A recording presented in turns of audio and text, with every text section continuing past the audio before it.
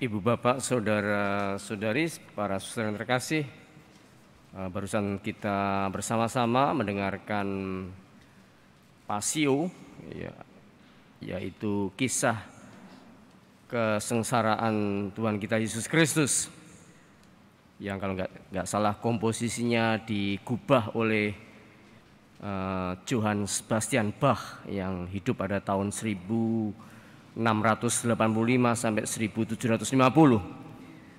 Kisah Pasio sungguh sangat indah menurut saya kalau kita punya waktu punya suasana hati yang bagus untuk mendengarkan ya.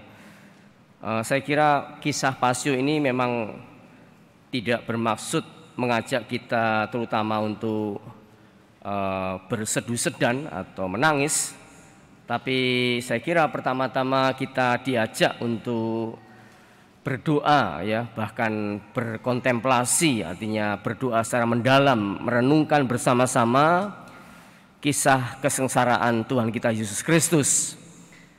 Dan kalau kita tadi mendengarkan bacaan-bacaan yang dibacakan baik dari kitab Yesaya mengenai hamba Yahweh maupun dalam surat orang Ibrani, maka ada satu hal yang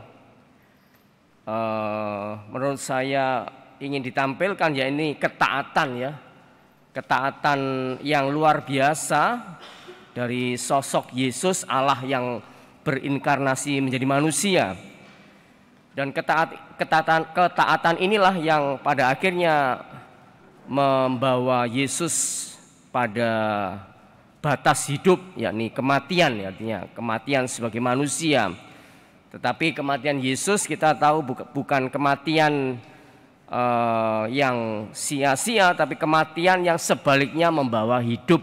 Ya, artinya kita tahu pada akhirnya Yesus bangkit dan dimuliakan. Saya kira ini bisa menjadi salah satu inspirasi kita pada zaman sekarang ini, pada saat ini kita semua sebagai orang-orang beriman Kristiani yang hidup di dunia yang sedang berlari ini, memang juga saya kira dituntut juga memiliki juga sikap dan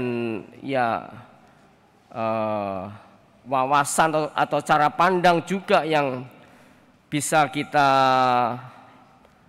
teladani dari sikap Yesus ya, artinya Yesus yang dalam Pasio versi Yohanes tadi yang juga berani untuk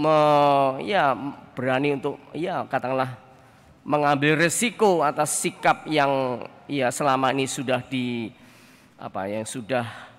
sudah Yesus pegang, prinsip yang dipegang seperti itu. Dan bahkan kematian dari tadi salah satu adegan tadi ketika Yesus ditangkap, ya Yesus mengatakan atau menjawab, siapa yang kalian cari ya, kepada para prajurit, ya Yesus mengatakan akulah dia ya. Jadi untuk menunjukkan bahwa Yesus adalah sosok yang juga berani ya, saya kira atau bersikap kesatria ya untuk menerima konsekuensi. Saya kira ini bisa menjadi salah satu teladan hidup kita sebagai orang beriman Kristiani di era atau zaman ini. Maka mari pada kesempatan ibadat Jumat Agung ini kita pertama-tama bersyukur atas Allah yang seperti ini ya, Allah yang taat sampai mati ya kan, ketaatannya tanpa batas, ketaatan yang membawa kematian tapi sekaligus menganugerahkan hidup bagi kita semua.